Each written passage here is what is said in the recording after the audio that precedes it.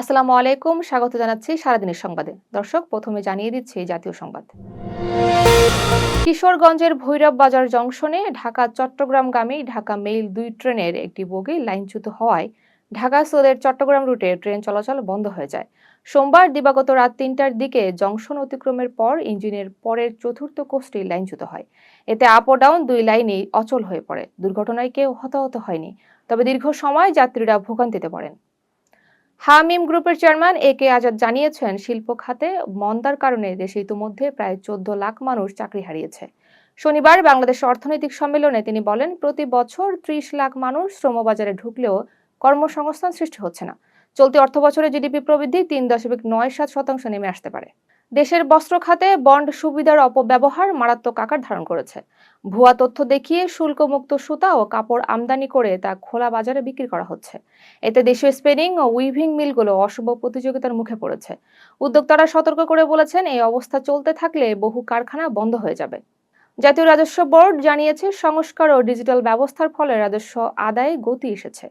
চলতি অর্থবছরে প্রথম ৬ মাসে এনবিআর ১,৮৫,২২৯ কোটি টাকা রাজস্ব আদায় করেছে, যা আগের বছরের তুলনায় ২৩,০২০ কোটি টাকা বেশি। কর ফাঁকি রোধ ও প্রশাসনিক সংস্কারকে এই অগ্রগতির কারণ বলা হয়েছে। ঢাকায় নবনিযুক্ত মার্কিন রাষ্ট্রদূত ব্রেন্ট ক্রিস্টেনসেন বলেছেন, যুক্তরাষ্ট্র ও বাংলাদেশ একসঙ্গে কাজ করবে। এক ভিডিও বার্তায় তিনি দুই দেশের সম্পর্ক আরও জোরদারের আশাবাদ ব্যক্ত করেন। বাংলাদেশের মানুষের সৌজন্য ও দৃঢ়তার প্রশংসা করেন তিনি। এবার জানিয়ে দিচ্ছি নির্বাচনী সংবাদ।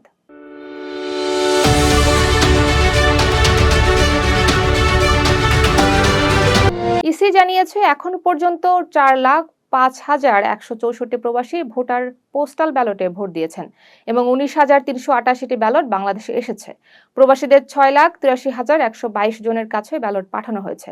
৪,৭৮,৩২৬ প্রবাসী তা গ্রহণ করেছেন। দেশের ভিতরে পোস্টাল ব্যালটের জন্য নিবন্ধনকারীদের ব্যালট পাঠানো শুরু হয়েছে। ২২ বছর পর ময়মনসিংহে নির্বাচনী জনসভায় ভাষণ দিতে যাচ্ছেন বিএনপি চেয়ারম্যান তারেক রহমান। মঙ্গলবার দুপুর ২টায় সার্কিট হাউস মাঠে এই জনসভা অনুষ্ঠিত হবে। এতে ময়মনসিংহ বিভাগের ৪ জেলার নেতাকর্মীরা অংশ নেবেন। একই মঞ্চে ২৪টি সংসদীয় আসনের প্রার্থীদের পরিচয় করানো হবে। জামায়াতে ইসলামী আমির ডক্টর শফিকুর রহমান আজ খুলনা সার্কিট হাউস ময়দানে বিকেল ৩:৩০টায় নির্বাচনী জনসভায় প্রধান অতিথির ভাষণ দেবেন। তিনি সকালে যশোর ও সাতক্ষীরায় জনসভা ও পথসভা শেষে দুপুর ২টায় খুলনায় পৌঁছাবেন। পরে বাগেরহাটে সন্ধ্যা ৬:৩০টায় আরও একটি জনসভায় বক্তব্য রাখবেন।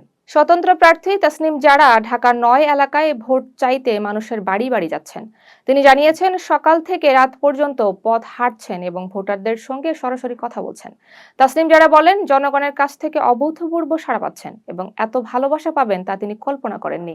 ভোটাররা তাকে খাবার, চকলেট দিচ্ছেন, ছোট শিশুরা এসে ছবি তুলছেন।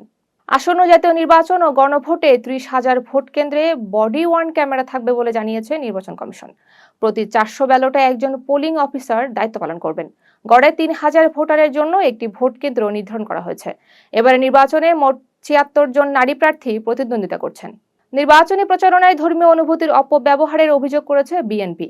দলটির দাবি, একটি রাজনৈতিক দলের কর্মীরা ধর্মকে ব্যবহার করে ভোট চাইছেন এবং এনআইডি ও বিকাশ নম্বর সংগ্রহ করছেন। এসব কর্মকাণ্ড নির্বাচনী আইন লঙ্ঘনের শামিল বলে অভিযোগ করা হয়। নির্বাচন কমিশনের কাছে দ্রুত ব্যবস্থা নেওয়ার দাবি জানানো হয়েছে। এবার যাচ্ছি আন্তর্জাতিক সংবাদে। তীব্র তুষার ঝড়ে বিপর্যস্ত যুক্তরাষ্ট্রে মৃতের সংখ্যা বেড়ে অন্তত ২১ জনে দাঁড়িয়েছে। ২০ কোটির বেশি মানুষ চরম শীতের সতর্কতায় আওতায় রয়েছে। ৭ লাখের বেশি গ্রাহক বিদ্যুৎহীন এবং হাজার হাজার ফ্লাইট বাতিল করা হয়েছে। নিউ ইংল্যান্ড ও গ্রেট লেকস এলাকায় আরও তুষারপাতের আশঙ্কা রয়েছে। গাজা থেকে শেষ ইসরায়েলি বন্দির মরদেহ উদ্ধার হওয়ায় সন্তোষ প্রকাশ করেছেন মার্কিন প্রেসিডেন্ট ডোনাল্ড ট্রাম্প। তিনি এ প্রক্রিয়ায় জড়িত কর্মকর্তাদের অভিনন্দন জানান। এর ফলে গাজা থেকে সব বন্দীকে ফেরত আনা সম্ভব হয়েছে বলে জানানো হয়। ইরানের সঙ্গে উত্তেজনার মধ্যে মার্কিন রণতরী ইউএসএস আব্রাহাম লিঙ্কন ও সহায়ক যুদ্ধ জাহাজগুলি মধ্যপ্রাচ্যে পৌঁছেছে। সেন্টকম বলছে, আঞ্চলিক নিরাপত্তা বজায় রাখতে এই নৌবহর মোতায়েন করা হয়েছে। গত সপ্তাহে ট্রাম্প বিশাল নৌবহর পাঠানোর ঘোষণা দিয়েছিলেন। এই মোতায়েনই তারই অংশ। ইরান কঠোর হুঁশিয়ারি দিয়ে বলেছে, কোনো মার্কিন হামলাকে তারা সর্বাত্মক যুদ্ধ হিসেবে দেখবে এবং অনুতাপ উদ্রেককারী জবাব দেবে। ব্রিটেনে লেবার ও কনজারভেটিভ পার্টির নেতৃত্ব সংকট রাজনীতিকে বড় সংকটে ফেলেছে, যা অর্থনীতি ও মানুষের জীবনে প্রভাব ফেলছে।